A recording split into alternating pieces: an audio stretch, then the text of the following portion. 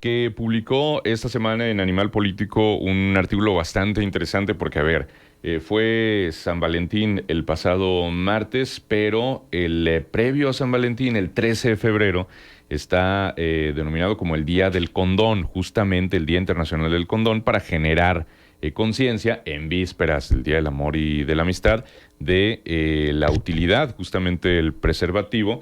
Y hay un dato interesante de la Encuesta Nacional de Salud y Nutrición 2021. Solamente el 36.3% de la población adolescente en México conoce la utilidad del condón y solo el 19.3% utiliza algún método anticonceptivo en su primera relación sexual. O sea, son datos allí interesantes que ya vamos a platicar. Luis Javier, ¿cómo estás? Muy buenos días, siempre con el gusto de saludarte. Marcela, Manuel, encantados de conversar contigo. ¿Cómo estás? ¿Qué tal, Manuel, Marcela? Un gusto estar con ustedes. Pensé que ya no me iban a invitar. No, pero hombre, ¿cómo crees? Siempre es un placer estar con ustedes y nunca es tarde para desearles, sé que ya estamos en febrero, pero para desearles un muy buen año y con mucha salud para ustedes. Para Sí, pues, es la primera de este 2023, ¿verdad? Sí, no hemos tenido ocasión hasta ya bien entrado el año, pero bueno, sí, nunca es tarde, así es que feliz año también, Luis Javier. Gracias. A ver, coméntanos, por favor, ¿cómo están las cosas en esto del condón? Porque el artículo se titula Consejo no solicitado, usa condón. Sí, Manuel, pues mira, como bien lo mencionabas, desde hace ya varias décadas, la Organización Mundial de la Salud estableció el 13 de febrero, en México coincide, ¿no?, con la celebración de San Valentín. Y es bueno, ¿no?, porque digamos que en vísperas de esta celebración, que bueno, en muchas ocasiones puede desembocar en alguna relación. Pero creí oportuno hablar sobre el uso de este método anticonceptivo, que bueno, como la mayoría de nosotros sabemos, pues es el método más eficaz al momento de tener una relación sexual, tanto para prevenir alguna infección y transmisión sexual como para evitar un embarazo no deseado. Obviamente existen otros métodos anticonceptivos, digamos, de mayor plazo o de largo plazo, pero el condón específicamente es el método con mayor efectividad para pues evitar estos inconvenientes, estos problemas. Uh-huh. Y a propósito de ello, la Encuesta Nacional de Salud y Nutrición, como bien lo mencionas, esboza muy buenos datos en torno no solo a su uso, porque es muy importante decirlo. Tú ya mencionabas muy bien, Manuel, el dato de que solo 2 de cada 10 adolescentes de 12 a 19 años utilizan condón en su primera relación sexual. Pero si uno observa el desagregado de los datos, digamos que las personas con actividad sexual activa, el 80% sí lo utilizan. Es decir, hay un problema en la primera relación sexual, Okay. pero a lo largo de la actividad sexual sí se ocupa. El principal problema que yo identifiqué con base en los datos de la Encuesta Nacional de Salud y Nutrición es el desconocimiento que se tiene sobre la efectividad de usar este método anticonceptivo. Y justamente, pues remontándome a datos tanto de la OCDE como de el INEGI, pues uno observa cómo México ocupa los primeros lugares a nivel mundial en torno a embarazos adolescentes o embarazos no deseados, pero también estamos ante un contexto, de acuerdo con la Dirección de Vigilancia Epidemiológica, en la cual las infecciones de transmisión sexual pues se han multiplicado en los últimos 4 años. Oye, Luis Javier, ¿y esto a qué se debe? Porque sí, como bien lo complementas, pues ya en una vida sexual activa sí es la gran mayoría, nos decías más del 80% quienes sí utilizan el condón. El problema está en la primera relación.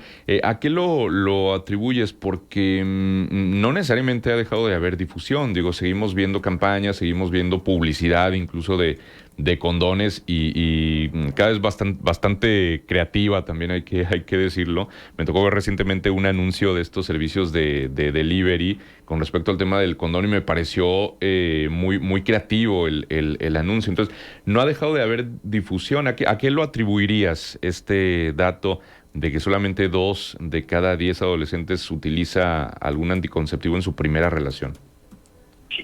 Pues mira, más que, como bien dices, ha habido una gran divulgación y cada vez son más creativas las campañas de información. Creo que tiene que ver más con la educación sexual.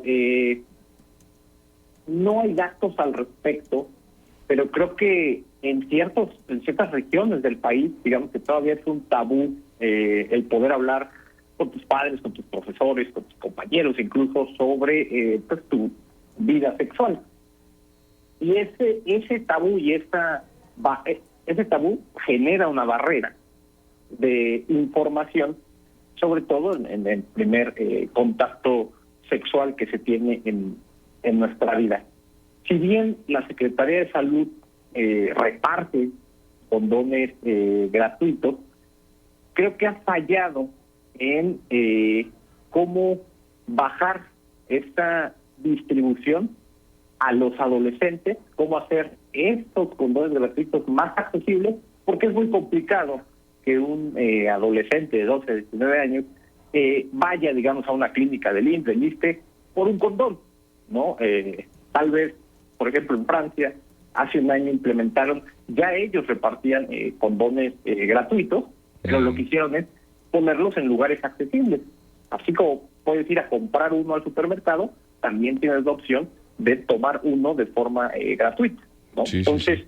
creo que ha faltado creatividad, no solo para distribuir, sino para brindar la información adecuada sobre la utilidad del condón. No solo ser repetitivo de usa condón, sino cómo bajas esa información para que en el consciente colectivo esté la utilidad de este método anticonceptivo. Ahora, también en el artículo incluyes este dato que el 36% de las mujeres adolescentes de 12 a 19 años ha estado embarazada alguna vez. Esto en el contexto de que México ocupa el primer lugar en embarazo adolescente, 77 por cada 1000 entre los países de la OCDE. Es decir, ¿a qué edad está empezando la actividad sexual en los jóvenes mexicanos, Luis Javier? Pues mira, de acuerdo a esa misma encuesta nacional de salud y nutrición del Instituto Nacional de Salud Pública, el promedio son 14 años de edad. Sin embargo, bueno, bastante precoces. Sí, pues bueno, digamos que los contextos cambian, la información en redes sociales, la presión social, es decir, digamos que se enfrentan distintos 14. factores sociales que pues provocan que la actividad sexual se inicie a temprana edad. Pero el dato justamente que tú muy bien mencionas, Manuel, creo que debe ser el más alarmante en cuestión de una estrategia de educación sexual y reproductiva que debería encabezar la Secretaría de Salud. El que 1 de cada 3 mujeres en ese rango de edad de 12 a 19 haya estado embarazada alguna vez, se habla de que hay un desconocimiento y una desinformación, no solo del uso del condón, sino de otro tipo de métodos anticonceptivos, tomando en cuenta, como ya mencionábamos, pues la temprana edad a la cual se comienza la vida sexual, ¿no? En ciudades o en estados como la Ciudad de México, bueno, es permitible, digamos, la interrupción legal del embarazo, pero imaginemos en otros estados donde esto no está permitido, pues prácticamente un embarazo a esa edad te condena a modificar tus planes de vida de muchas adolescentes que, bueno, quedan embarazadas sin haberlo deseado, ¿no? Luis Javier, buenos días, te saluda Marcela Pámanes. Es que este es un tema que está vinculado con salud pública, pero es también un fenómeno sociológico que tendríamos que estar muy atentos, porque además de que hay un inicio muy temprano de actividad sexual, también hay todo este componente de desinformación, y que esta es la parte que a nosotros tal vez tendríamos que ser más puntuales en la revisión. No hay interés, no les importa, el inicio de las actividades sexuales es lo mismo en las zonas rurales que en las zonas urbanas. ¿Qué vinculación hay con pobreza y qué vinculación hay con grados académicos? Por supuesto, Marcela, coincido contigo, un saludo. Como bien indicas, debe ser un eje transversal de una estrategia de salud pública, ¿no? Si bien es cierto, es un problema de salud pública o puede ser un problema de salud pública, pues también tiene que ver con los programas escolares, con cómo se sociabiliza este tema y deja de ser, como lo mencionaba, un tabú, un tema del cual no hay que hablar. Y como bien mencionas, no somos homogéneos. Los servicios de salud, las estrategias de salud no son homogéneas en todo el país. Obviamente por cuestiones incluso de infraestructura en las comunidades rurales, digamos que la única vía de información puede ser la escuela, puede ser un libro, y tal vez tienen menos, digamos, poniéndolo en contraposición, tal vez tienen menos presión social que pudiera tener un adolescente urbano con acceso a redes sociales, con acceso, si bien es cierto, a más información. No sabemos de qué calidad es esa información, ¿no? Durante la pandemia se puso mucho de moda el término infodemia, y creo que dentro de esta estrategia de educación sexual y reproductiva debe haber no solo campañas de difusión, como lo mencionaba, de usar métodos anticonceptivos, sino de la utilidad de cada uno de ellos. A veces solo en las estrategias nos quedamos con una sola campaña a nivel nacional, pues todos los adolescentes tienen la posibilidad de informarse, o les queda claro con esa sola campaña. Creo que debieran existir diversas estrategias de acuerdo a los contextos donde se difundirá esa campaña de información, para pasar no solo de tener acceso a los métodos anticonceptivos, sino de saber exactamente para qué y en qué momento son oportunos utilizar. Muy bien, sí, pues fundamental todo esto, y que sobre estos datos se puedan generar también muchas reflexiones en torno a lo social, de lo responsables que se debe ser desde temprana edad, para luego evitar complicaciones mayores. Pues Luis Javier, ¿algo más que nos desees compartir o que consideres relevante poner sobre la mesa sobre este asunto? Claro, y para complementar la respuesta anterior que me hacía Marcela, que tal vez no contesté del todo, sí ha habido una falta de interés del gobierno federal en atender esta situación.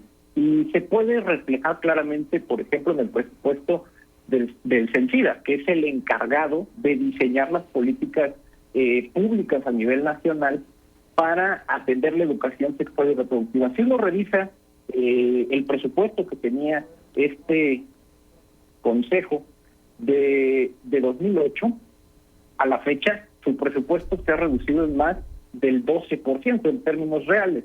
Entonces, digamos que toda política pública que no está acompañada de recursos, pues básicamente no interesa o no es prioridad. Entonces, sí ha habido un descuido por parte del gobierno federal en torno a este tema, y lo más alarmante, además del dato de embarazo adolescente no deseado, son los datos de la cantidad de cómo se han multiplicado los casos de infecciones de transmisión sexual, a pesar de que desde el sistema público de salud se realizan cada vez menos pruebas en torno a la detección del virus de inmunodeficiencia adquirida, VIH, o otro tipo de enfermedades de transmisión sexual como gonorrea, sífilis, hepatitis.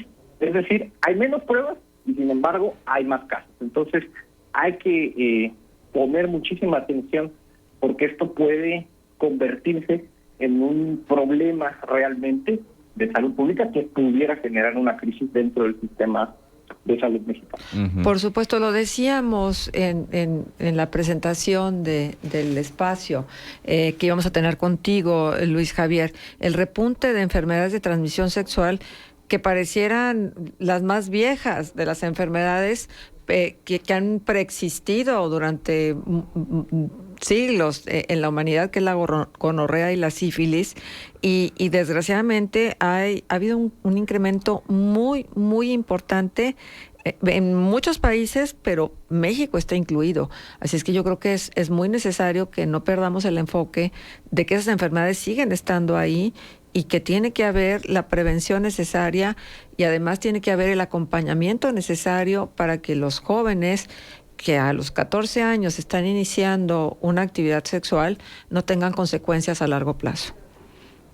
Exactamente, Marcela, creo que es un tema en el cual hay que poner muchísima atención, hay que ponerlo en la agenda y sobre todo, como bien mencionaba Manuel, el sector privado ha sido creativo en exponer o en informar, digamos, o en hacer campañas de concientización sobre el uso del condón, pero creo que el gobierno no solo debe quedarse en ese tipo de campañas, sino en realmente implementar políticas públicas focalizadas, esto es muy importante, de acuerdo al contexto de cada región, para no solo disminuir esta alza de enfermedades de transmisión sexual, sino evitar embarazos no deseados que modifican la vida de cualquier persona. Exactamente. Muy bien, Luis Javier. Pues como siempre, un gusto conversar contigo. El artículo lo pueden leer en el portal de Animal Político. Consejo no solicitado, usa condón. Gracias, Luis Javier. Un abrazo. Gracias a ustedes. Abrazo de vuelta. Que tengan excelente fin de semana. Igualmente. Es Luis Javier Cortés, politólogo por la UAM, maestro en Administración y Políticas Públicas por el CIDE, colaborador de Animal Político y también que se está convirtiendo en una presencia frecuente aquí en Contextos. Entonces ahí está el tema.